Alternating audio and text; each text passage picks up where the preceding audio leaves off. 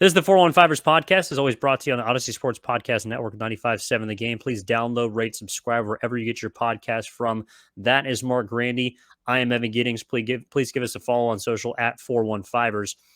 Mark, okay, so the second place we want to go today is to the NFL draft. And I want to sort of start leading up to next week's draft. And the 49ers won't be picking on the first day in all likelihood. But I want to kind of go through what we've talked about on this podcast, which is the areas of need, starting first, I think, with the most glaring positions. And that at the top of the list, at least the top of our list, is the offensive line. And there's a few names that have been floating around, and obviously third, fourth, fifth, sixth, and seventh. It all depends on who's on the board, but there have been a few names that have been tossed around 49ers draft circles that I think are interesting. So I do want to start today with the offensive linemen, and particularly the tackles, because that is where they have the least amount of depth with, Daniel Brunskill now in Tennessee, Mike McGlinchey now in Denver, Colton McKivitz slated to be likely the offensive right tackle this year. What are some names that you've seen that kind of attract you when it comes to offensive linemen the 49ers could be targeting? This is a little difficult because, I mean, of course, when you want to, start diving into draft prospects, everywhere you go, everywhere you look, it's all right. This guy, I've got him as a first round grade. He's going early. He's a top 50 draft pick. And the reality is that's just simply not going to work for the 49ers because, I mean, their first pick is 98 or 99 or whatever it is. And they have like a string of three picks in a 4-pick span right around that 100 number. So you need to get, obviously, into the third round. You mentioned tackles. I agree with you. Obviously, right tackle is the most important spot. Before I get to some names, I think what the 49ers should be going for, Evan, is versatility. Because you're not going to be able to get, say, the second best tackle prospect in the draft. You're just simply not going to be able to do that. So how do you maybe try to make up for I don't know, maybe a little bit of less talent, physical ability? I think it's by drafting guys who have played multiple positions, who have shown that they have the mental capacity to do that, because that's part of offensive line play, specifically in the 49ers system, given all of their different formations, all of the motions, their zone run scheme. I know we broke a handful of run plays down from the most recent season here on the podcast. It takes some brain power to run this 49ers offensive system, specifically the run game. So I think you need guys who, have good mentals, who are strong in that regard. And I think a telltale sign of that is guys that have played multiple positions.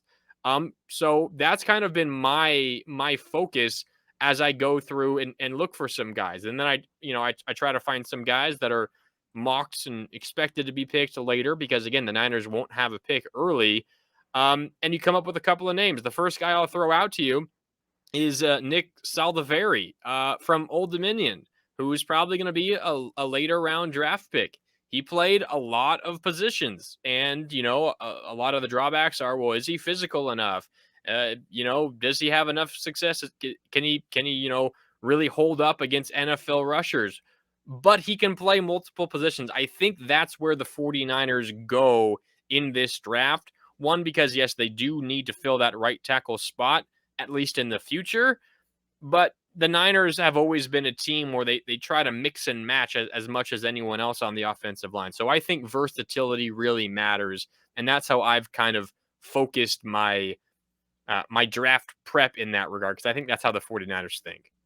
Yeah, no, I think that's a good call. And another thing I also want to mention, which you kind of alluded to, is the fact that any guy that the 49ers take in the latter half of the draft is most likely going to have a flaw or Yes. something wrong with them. Multiple flaws, That's probably. the reason why they're falling as far as they do.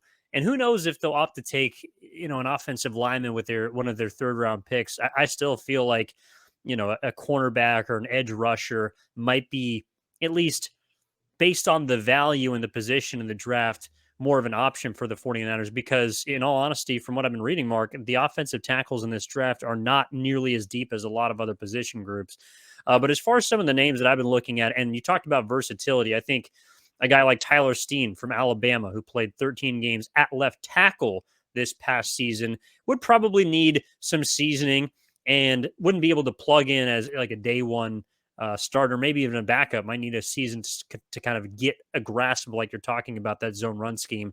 But early in his career, after transferring, he played defensive tackle. So this guy has played both ways. He has versatility, of course, not in the offensive line, but also defensive line. And so I think in an understanding of what both sides of the football are trying to do could be something that the 49ers could be able to take advantage of. Um, I mean, another name that I've seen on a lot of mocks has been Blake Freeland. He's this monstrosity of a man. He's 6'8", 300 plus pounds, from BYU, and has been working out with Joe Staley, of all people, for the former San Francisco 49er, I should say. He runs just under a 40-yard dash, which is pretty damn good for a guy of that size. So those would be kind of the first two names that I would throw out, and that I've seen connected to the 49ers that they apparently have interest in. But again, maybe another team finds value in these guys and they decide to scoop them up earlier, or perhaps they're able to fall and the 49ers can grab some value in the later rounds. Yes, that's the hard thing about your number one need being offensive tackle, because that's the number one need for a lot of teams. So there's a lot of competition for many of these guys. They throw out another couple of names. Walter McClendon at Georgia. He's also a guy that's been able to play multiple positions throughout his career. Obviously, he's had a ton of team success, winning back-to-back national championships with Georgia. You mentioned a tackle from BYU, another from the state of Utah, Braden Daniels, out of the University of Utah. Played 49 games in his career, and he was a first-team All-Pac-12 player this most recent season. He's definitely going to be drafted. He's not a potential, undrafted 7th-round pick guy. He will be drafted. If the 49ers try to go after him, they might need to do it with one of their earlier picks.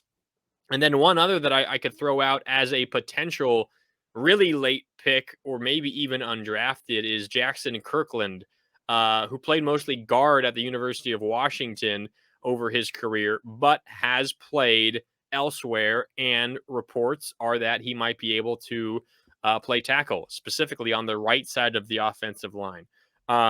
So those are some other names. But again, I think you do have to try to kind of follow a mold. What kind of offensive lineman do the 49ers like?